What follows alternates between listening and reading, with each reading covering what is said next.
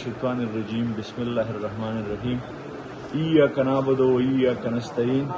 اے الله خاص تا عبادت کو خاص تا نه مدد غواړو.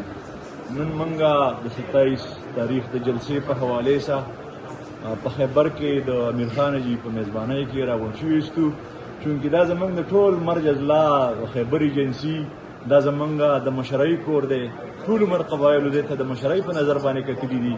نو چې په 27 تاریخ باندې د خان صاحب په حکم باندې په پېښور کې کومه جلسه ده د هغه جلسې په مد کې نن دلته احمد خان نیازي صاحب هم راځي په دې پروګرام کې به هم شرکت کوي او زما ټولې صوبې ته او ټول پاکستان عوامو ته چې عمران خان یو داسې سړی دی د ملک دپاره چې د 2 کالو نه هغه د قوم دپاره د ولس دپاره په جیل کې دی د هغه په حکم باندې دا جلسه ده. نو ټوله صوبه خصوصا او بیا خاص کر زمونږ کم قبایلي بیل چې دی ټول عمر منګه د خان صاحب صاحب په هر موقع باندې د یوې قربانۍ نه نیستو شاته شوي که هغه د جیلونو وخت راغلی دی که هغه د ډزو وخت راغلی دی.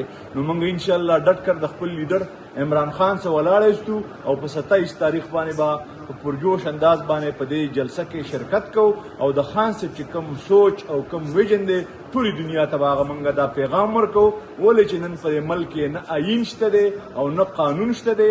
خان صاحب ټول عمر د آیین او د قانون خبره کړې ده.